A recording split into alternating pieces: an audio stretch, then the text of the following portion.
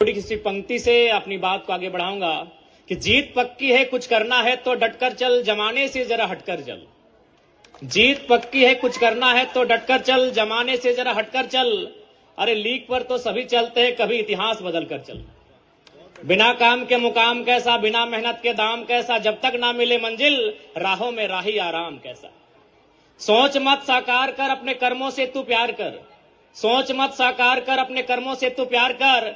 मिलेगी मंजिल तेरी, ना किसी का इंतजार कर। जो चले थे अकेले आज उनके पीछे मेले हैं, और जो रह गए इंतजार करते करते उनकी जिंदगी में आज भी झमेले हैं। तो आज चूंकि आप जितने हमारे नन्हे मुन्ने बच्चे हैं, चूंकि ये मैंने कार्यक्रम के माध्यम से देखा सभी जूनियर बच्चे हैं, तो मैं आपको यही कहना चाहूंगा प्यारे बच्चों कि आज आपके माता पिता बड़ी उम्मीद के साथ इस विद्यालय तक आपको भेजे हैं।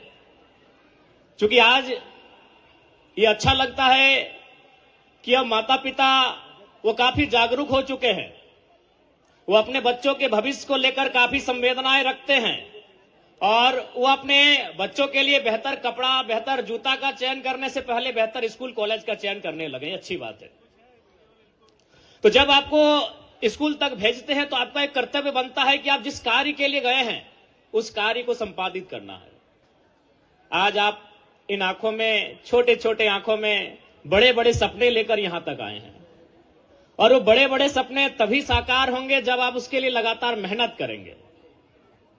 और मैं अक्सर कहता हूं कि प्यारे बच्चों, आज आप मेहनत करेंगे तभी कल आपका सुनहरा होगा। आज आपकी माता रहे, आपके पिता रहे, बहुत मेहनत करते हैं। सुबह 4 बजे 5 बजे हो चुकी है, तो चाची प्रखंड की सीमा है, और मैं भी इसी प्रखंड से आता हूं, मेरा भी घर बगल में ही है। मैं अभिभावकों को जानता हूं, सुबह 5 बजे उठना, सुबह 6 बजे उठना। इसलिए वो सुबह 5 बजे 6 बजे उठते हैं ताकि उनका बच्चा भविष्य में जब बड़ा हो जाए तो आराम से 8 बजे उठे, किसी दफ्तर में, किसी कार्यालय में जाके कलम से काम करे, ना कि वो फावड़ा और लेकर मजदूरी काम करने निकले। तो इसलिए आज आपका मेहनत ही आपके भविष्य को तय करेगा। और बिल्कुल मैं कहना चाहूंगा, मेहनत करने से सपने पूरे होते हैं। अगर आप संघर्ष करोगे, आप मेहनत करोगे, तो निसंदेह आपके सपने पूरे होंगे। मैंने सपनों को पूरा होते हुए देखा है। क्योंकि 2 साल पहले मेरे ब्लॉक में शायद ही लोग मुझे जानते थे, पहचानते थे। महज 2 साल पहले की घटना है। ये तो चाची ब्लॉक है, और हमें लगता है इस आसपास में गोकुल सर जो हमारे साथ आए हैं वही हमारे एक मित्र हुआ करते थे। यानी शायद ही लोग हमें मेरे ब्लॉक में जानते थे। लेकिन आज इस 2 सालों की मेहनत में मैंने अपने आप को इतना डेडिकेट किया, अपने आप को इतना तपाया, इतना गलाया कि आज देश के नामी न्यूज चैनल्स, चाहे जी न्यूज रहे, इंडिया टीवी रहे, एनडीटीवी रहे, झारखंड इलेक्शन के बाद एक ही चैनल में चल रहा था कि who is 29 years old Jairam Mahato in Jharkhand. Jharkhand में 29 साल का जयराम महतो कौन है? सारे न्यूज चैनल में यही चला था। झारखंड राज्य में चाहे वो द हिंदू रहे, इंडियन एक्सप्रेस रहे, द इकोनॉमी रहे, तमाम नेशनल न्यूज, तमाम प्रिंट मीडिया, तमाम डिजिटल मीडिया, एक ही लाइन चला था 1 सप्ताह तक कि जयराम महतो कौन है 29 साल का झारखंड में। और ये महज मैंने 2 सालों में बनाया। 2 साल पहले मुझे कोई नहीं जानते थे। 2 साल तक मैंने लगातार मेहनत किया। इसीलिए मैं आपसे कह रहा हूं, सपने पूरे होते हैं। उन सपनों के लिए आपको मेहनत करने की आवश्यकता है। और एक बात तो मैं बार बार कहता हूं कि मैं जिस परिवार से आया हूं, अगर आप सुनेंगे तो आपकी रूह कांप जाएगी। अरे आपके माता पिता तो संपन्न है, हमसे अच्छे हैं।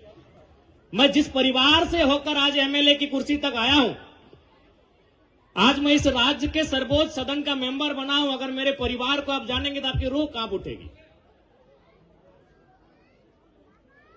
जब मेरी उम्र 1.5 साल से 2 साल तक थी, उसी साल मेरे पिताजी का देहांत हुआ था। 2 महीना पहले मेरे दादाजी का देहांत हुआ था। और संयोग देखिए कि मेरी मां के गर्भ में मेरा छोटा भाई, तो उसका जन्म भी नहीं हुआ था। पूरे 20 साल तक जनरली जब हम मुखिया की बात करते हैं, इस घर का मुखिया कौन है, तो हमारा चूंकि ये पितृ प्रधान देश है, तो हमारे जहन में एक मर्द की छवि आती है कि इस घर का कोई मुखिया मर्द होगा। चाहे चाचा होगा, जेठा होगा, मामा होगा, मौसा होगा, दादा होगा, नाना होगा या भैया होगा, इस घर का मुखिया कोई मर्द होगा। लेकिन पूरे 20 साल तक मेरे घर का मुखिया मेरी मां ने संभाला। अभी किस परिस्थितियों में 28 साल की उम्र में, और मात्र 28 साल हमारी मां की उम्र थी। तो मैं उस परिवार से आता हूं, उस परिवार से मैंने संघर्ष करके आज इस राज्य के, झारखंड राज्य के सर्वोच्च सदन तक का मैंने सफर तय किया है। तो इसलिए मैं आपको कहना चाहता हूं, बिल्कुल सपने पूरे होते हैं। आप उन सपनों को देखते हैं कैसा, उन सपनों के पीछे मेहनत कैसा करते हैं, उन सपनों के पीछे आप डेडिकेट कितना करते हैं, यह सवाल बनता है। इसलिए आज इस कार्यक्रम में उपस्थित मेरे भाई समान, मेरी बहन समान स्टूडेंट को मैं यही कहना चाहूंगा, आप यहां आके 4 घंटा, 5 घंटा, 6 घंटा समय देते हैं, उस समय का मूल्य लेके जाइएगा। मैं आपको कहूंगा, यदि किसी बहन का मन अगर गीत गाने में लगता हो तो आप 4 घंटा गीत गाइए और इस राज्य का नंबर 1 सिंगर बन के सामने आइए। यदि किसी भाई को दौड़ने में मन लगता है कि हमको पढ़ने में नहीं दौड़ने में मन लगता है, आप 6 घंटा दौड़िए और झारखंड राज्य का नंबर 1 धावक बन के सामने आइए। मेरा कहना है कि जहां आप 4 घंटा से 6 घंटा देते हैं वो बेकार नहीं जाना चाहिए। वो पढ़ने में देते हैं, वो गीत गाने में देते हैं, वो ड्राइंग में देते हैं, वो डांसिंग में देते हैं, वो सिंगिंग में देते हैं। जहां आप 6 घंटा देते हैं, उस 6 घंटा का परिणाम निकलकर सामने आना चाहिए। मैं आपसे ये कहना चाहूंगा, जहां देते हैं, गीत गाना अच्छा लगता है गीत गाइए, नृत्य करना अच्छा लगता है नृत्य कीजिए, पेंटिंग करना अच्छा लगता है पेंटिंग कीजिए, लिखना अच्छा लगता है लिखिए, दौड़ना अच्छा लगता है दौड़िए, लॉन्ग जंप करना अच्छा लगता है लॉन्ग जंप कीजिए और एथलीट में रिकॉर्ड तोड़ दीजिए। इस दुनिया में कोई काम छोटा नहीं होता है। इसलिए आज यही आपसे मेरा संदेश रहेगा, आप अपने गुरुजनों के सानिध्य में, अपने शिक्षक शिक्षिकाओं के सानिध्य में 6 घंटा समय देते हैं, ये समय जाया नहीं होना चाहिए। क्योंकि यहां अभिभावक भी आए हैं, माताएं भी आए हैं। मैं आपको भी कहना चाहूंगा कि निसंदेह आज 21वीं सदी के दौर में हम कदम रखे हैं, एक प्रतिस्पर्धा का दौर है, लेकिन फिर भी यही कहेंगे, अपने बच्चों को मशीन की तरह नहीं मनुष्य की तरह ही ट्रीट कीजिएगा। आप उन पर कोई अतिरिक्त दबाव, अतिरिक्त प्रेशर मत डालिएगा। अखबार में आप पढ़ते होंगे घटनाएं, इसलिए आप उनको एक दोस्ताना माहौल में ढालिएगा। जितना संभव होगा, आप चूंकि जितना संभव होगा उनके सपनों को साकार करने के लिए आप मेहनत कीजिएगा, लेकिन पहला प्रयास यही कीजिएगा, याद रखिएगा वो एक भावनाओं का पुतला है, वो मशीन नहीं है।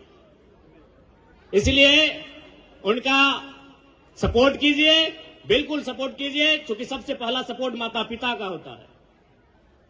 विशेष चूंकि समय का अभाव है और चूंकि ये भले ये घर मेरा इस जिला में है, लेकिन हम विधायक चुने गए हैं गिरिडीह बोकारो से, तो हमारे क्षेत्र में भी काफी कार्यक्रम है। और चूंकि सर 2 बार गए हमारे घर के सामने, तो हम बोले ठीक है, हम समय निकाल के आएंगे।